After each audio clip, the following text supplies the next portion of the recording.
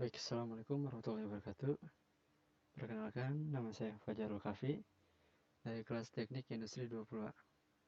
Ya, pada video kali ini saya akan menjelaskan tentang linear programming, metode grafik, dan metode simplex. Ya, pengertian linear programming. Jadi, linear programming itu yaitu teknik pengambilan keputusan dalam permasalahan yang berhubungan dengan pengalokasian sumber daya secara optimal, atau suatu model umum yang dapat digunakan dalam pemecahan masalah pengalokasian sumber-sumber yang terbatas secara optimal. Nah, linear programming memiliki 4 ciri khusus yang melekat, yaitu 1. Penyelesaian masalah mengarah pada pencapaian tujuan maksimasi atau minimasi. Yang kedua ada kendala atau constraint, yang ada membatasi tingkat pencapaian tujuan. Yang ketiga ada beberapa alternatif penyelesaian. Yang keempat ada hubungan matematis bersifat linear. Dalam model linear programming dikenal ada dua macam fungsi. Yang satu fungsi tujuan atau objective function yang dilambangkan dengan huruf J, fungsi yang menggambarkan tujuan di dalam permasalahan linear programming yang berkaitan dengan pengaturan secara optimal sumber-sumber daya yang tersedia. Yang kedua ada fungsi batasan atau constraint function, merupakan batasan-batasan kapasitas sumber-sumber tersedia yang akan diaplikasikan secara optimal. Nah, dalam menyelesaikan permasalahan dengan menggunakan linear programming, ada dua pendekatan yang bisa digunakan, yaitu metode grafik dan metode simplex. Nah, metode grafik ini hanya bisa digunakan untuk menyelesaikan permasalahan di mana variabel keputusan sama dengan 2, sedangkan metode simplex bisa digunakan untuk menyelesaikan permasalahan di mana variabel keputusan 2 atau lebih. Ya, masuk ke contoh kasus metode grafik. Jadi ada PT Kaos memproduksi dua jenis produk, yaitu kaos remaja dan kaos dewasa. Nah, untuk memproduksi kedua produk diperlukan bahan baku kain A, bahan baku kain B, dan tenaga kerja.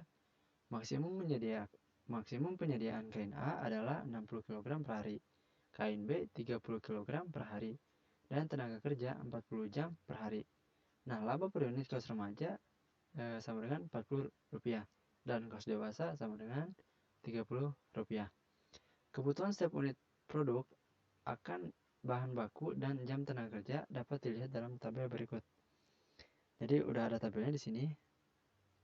Kain A 2, 3, 60 kg. Nah, yang pertama kita menentukan variabelnya dulu. Jadi tadi kan ada dua variabel.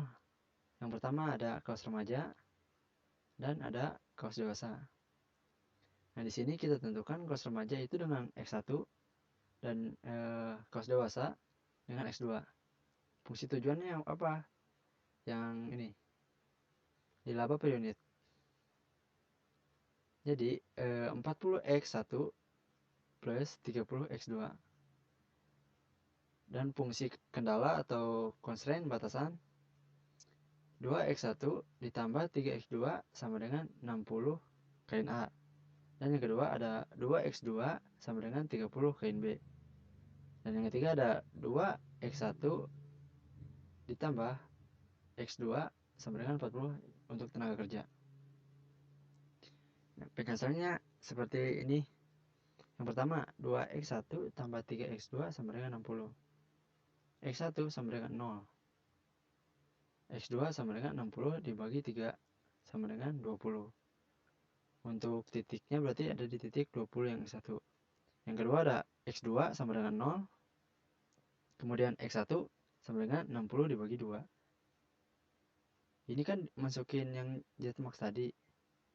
Nah, untuk selanjutnya dimasukin nilai yang tadi. Nilai yang ini. 2X-nya dimasukkan. 1.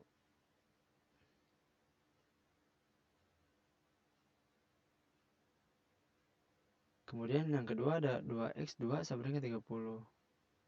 X2 sama dengan 15. 2X1 plus X2 sama dengan 40. X1 sama dengan 0. X2 nya 40. X2 sama dengan 0. X1 nya 40 dibagi 2 sama dengan 20. Ini untuk grafiknya. Jadi titik pertama ada di X1 20 sama 30. Berarti di sini 20 dan 30. Yang kedua ada di 30 sama 15 di sini tengah-tengah. Yang ketiga di sini 40 X1 nya 40, X2 nya 20. Berarti di sini. Nah, untuk daerah penyelesaian itu ada di antara, berarti di sini ada 5 titik potongan ya. Yang satu A, B-nya di sini, C-nya di antara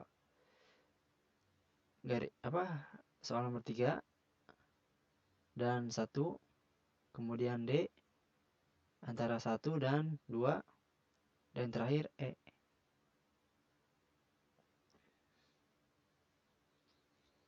Nah, cara mendapatkan solusi optimal dengan mencari nilai Z setiap titik ekstrim. Titik optimal yang mana? Zmax. Yang pertama kan Zmax-nya dulu. Zmax sama dengan 40 X1 plus 30 X2. Titik A, X1-nya 0, X2-nya 0. Nah, masukkan nilai X1 dan X2 ke Z. Jadi 40 dikali 0, 0-nya dari sini X1. 40 dikali 0 sama dengan 0. Plus 30 dikali 0 sama dengan 0. Nah, untuk titik B, X1-nya 20, X2-nya 0. Nah, masukkan nilai X1 dan X2 ke Z. Jadi Z-nya 40 dikali 20 sama dengan 80. Ditambah 30 dikali 0 sama dengan 0. Jadi, ini bukan 80 tapi 800. Jadi 800 ditambah 0 sama dengan 800. Nah, untuk titik C, mencari nilai titik potong 1 dan 3. 2x1 tambah 3x2 sama dengan 60. Yang tadi. 2x1 plus x2 sama dengan 40. 2x2 sama dengan 20 dikali 10. Nah, masukkan x2 ke kendala 1. 2x1 ditambah 3x2 sama dengan 60. 2x2 sama dengan 60. 2x sama dengan 60. Jadi 2x1 sama dengan 30. X1-nya 15. Nah, masukkan nilai x1 dan x2 ke Z. 40 x1 plus 30 x2. 40 dikali 15 sama dengan ditambah 30 dikali 10. Jadi hasilnya 600 ditambah 300 sama dengan 900. Kemudian titik D, 2x2 sama dengan 30. X2-nya sama dengan 15. Kemudian masukkan X2 ke kendala 1. 2x sama dengan 60. 2x sama dengan 60. 2x1 sama dengan 15 X1 sama dengan 7,5. Nah, masukkan nilai X1 dan X2 ke Z. Z max yang ini. Jadi 40 dikali 7,5 plus 30 dikali 15. Hasilnya 300 plus 450 sama dengan 750. Nah, untuk titik E, X2 sama dengan 15. Kemudian yang X1 sama dengan 0. Nah, masukkan nilai X1 dan X2 ke Z. Z-nya 40 dikali 0 sama dengan 0 plus 30 kali 15 sama dengan 450. Nah, jadi di antara titik A, titik B, titik C, titik D, dan titik E, yang paling optimal yang mana? Yang terbesar. Nah, berarti yang di titik C. Dia mendapatkan nilai 900. Jadi kesimpulannya, karena keuntungan tertinggi jatuh pada titik C, maka sebaiknya perusahaan memproduksi X1 sebanyak 15 dan X2 sebanyak 10. X1 itu tadi untuk apa? Untuk kaos remaja, dan X2-nya sebanyak 10. Perusahaan akan memperoleh keuntungan optimal sebesar 900. Lanjut kita ke linear programming metode simplex. Pengertian metode simplex. Metode simplex adalah metode pemecahan persoalan program linear yang lebih kompleks, luas, dan besar yang dengan metode aljabar sederhana dan grafik sulit dan tidak dapat diandalkan. Nah, untuk contoh soalnya, maksimumkan Z sama dengan 3x1 plus 5x2.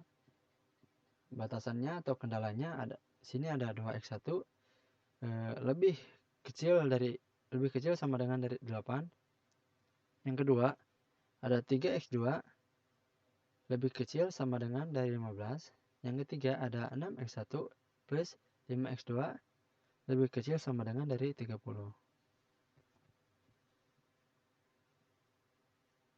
Nah, langkah-langkah untuk menyelesaikan metode simplex yang pertama yaitu mengubah fungsi dan batasan-batasan atau kendala-kendalanya. Fungsi tujuannya 3x1 plus 5x2 diubah menjadi z min 3x1 min 5x2 sama dengan 0. Nah, fungsi batasan diubah menjadi kesamaan dan ditambah slug variabel. Jadi ditambah S1, S2 dan S3. Seperti itu. Nah, untuk yang pertama ada 2x1 dikosongkan di sini ya. Kemudian kan kurang lebih sama dengan 8 menjadi 2x1 plus x3 sama dengan 8. Nah, untuk yang kedua 3x2 kurang lebih sama dengan 15 menjadi di sini kosong, 3x2 di sini kosong plus x4 plus 15. Nah, untuk x3, x4, x5-nya itu apa di sini? Dia itu adalah slug variable. Slug variable itu apa? Slug variable adalah tambahan yang mewakili tingkat pengangguran atau kapasitas yang merupakan batasan. Nah, fungsi tujuan maksimum z min 3x1 min 5x2 sama dengan 0. Nah, yang tadi itu dibikin matriksnya. Jadi 2x1 plus x3 sama dengan 8. 3x2 plus x4 sama dengan 15. Nah, untuk yang kosong-kosong ini berarti nanti diisi dengan 0. 3x1 plus 5x2 kosong plus x5 sama dengan 30. Langkah kedua yaitu menyusun persamaan-persamaan di dalam tabel. Jadi ada beberapa istilah dalam metode simplex. Ada NK atau nilai kanan. Nilai kanan adalah nilai kanan persamaan, yaitu nilai di belakang tanda sama dengan. Untuk batasan 1 sebesar 8. Nah, batasan 2 sebesar 15. Dan batasan 3 sebesar 30. Ada juga variabel dasar. Adalah variabel yang nilainya sama dengan sisi kanan dari persamaan. Pada persamaan 2x1 tambah x3 sama dengan 8. Kalau belum ada kegiatan, berarti nilai x1 sama dengan 0. Dan semua kapasitas masih menganggur. Maka pengangguran ada 8 satuan atau nilai x3 sama dengan 8. Pada tabel tersebut, nilai variabel dasar x3, x4, x5 pada fungsi tujuan pada tabel perumulaan ini harus 0. Dan nilainya pada batasan-batasan bertanda positif. Nah, ini untuk tabel simplex yang pertama. Z-nya diisi 1, X1-nya min 3, min 3X, X2-nya min 5, X3-nya 0, dan seterusnya 0. Nah, untuk X3, X1 di sini ada 2 X1 berarti kan 2. Lalu ada 0, kosong. Kemudian ada X3, 1. Kemudian ada 0, 0, 0. Yang terakhir nilai kanannya 8. Kemudian yang baris ke X4 di sini ada 0, di sini ada 3x2, di sini diisi dengan 0, di sini ada x4 variabel slug tadi berarti diisi 1. Kemudian di sini ada 0, terakhir 15. Dan untuk x5-nya yang terakhir, di sini ada 6x1 ditulis 6 plus 5x2. Di sini 5, oh ini salah harusnya 5. Kemudian di sini 0, 0, di sini ada 1, 30. Nah, kemudian memilih kolom kunci. Kolom kunci adalah kolom yang merupakan dasar untuk mengubah tabel simplex. Pilihlah kolom yang mempunyai nilai pada garis fungsi tujuan yang bernilai negatif dengan angka terbesar. Dalam hal ini, kolom X2 dengan nilai pada baris persamaan ya, tujuan min 5. Berilah tanda segi 4 pada kolom X2 seperti tabel berikut. Nah, di sini berarti di tabel kedua ada min 5.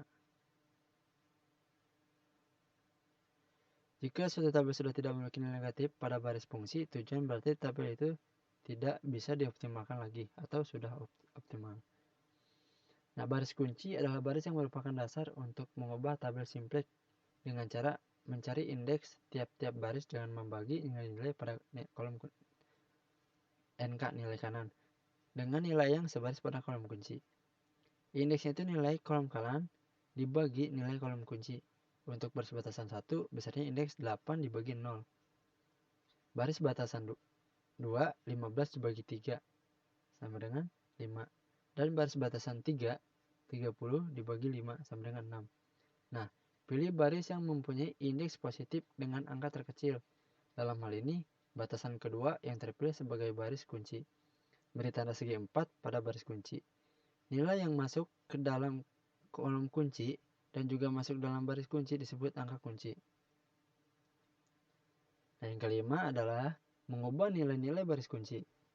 Nilai baris kunci diubah dengan cara membaginya dengan angka kunci, seperti tabel 3. Bagian bawah 0 dibagi 3 sama dengan 0. Kemudian 3 dibagi 3, 1. 0 dibagi 3, 0. 1 dibagi 3, 3. 1 dibagi 3, 0, 1/3. 0 dibagi 3 sama dengan 0. 15 dibagi 3 sama dengan 5. Dan gantilah variabel dasar pada baris itu dengan variabel yang terdapat di bagian atas kolom kunci, X2. Nah, di sini X2. Ini adalah kolom kunci dan ini adalah baris kunci. Ini untuk nilai yang tadi.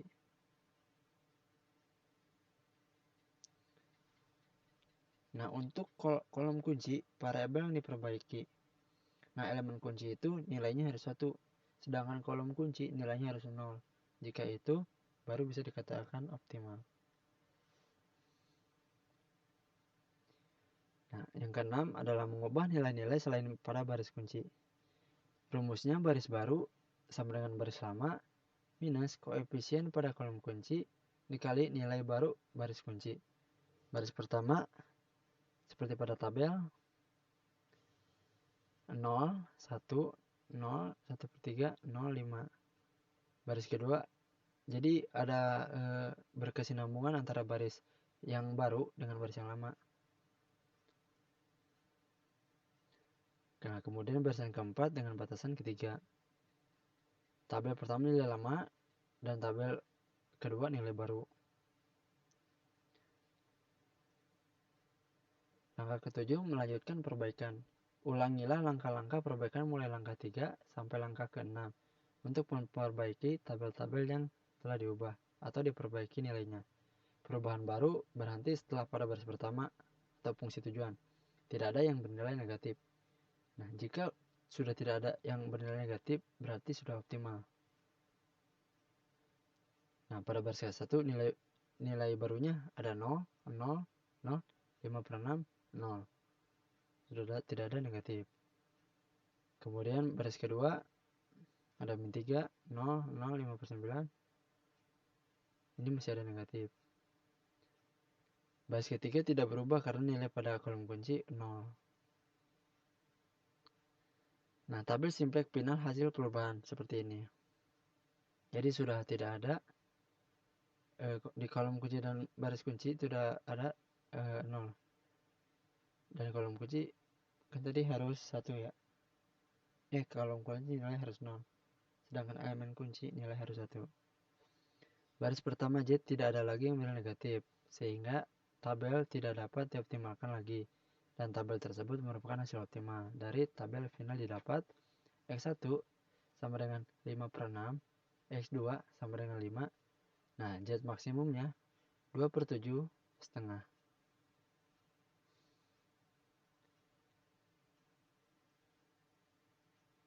Baik, mungkin sekian yang bisa saya sampaikan. Kurang lebihnya mohon maaf. Dan maaf juga apabila kurang bisa dipahami, karena saya juga masih dalam tahap belajar.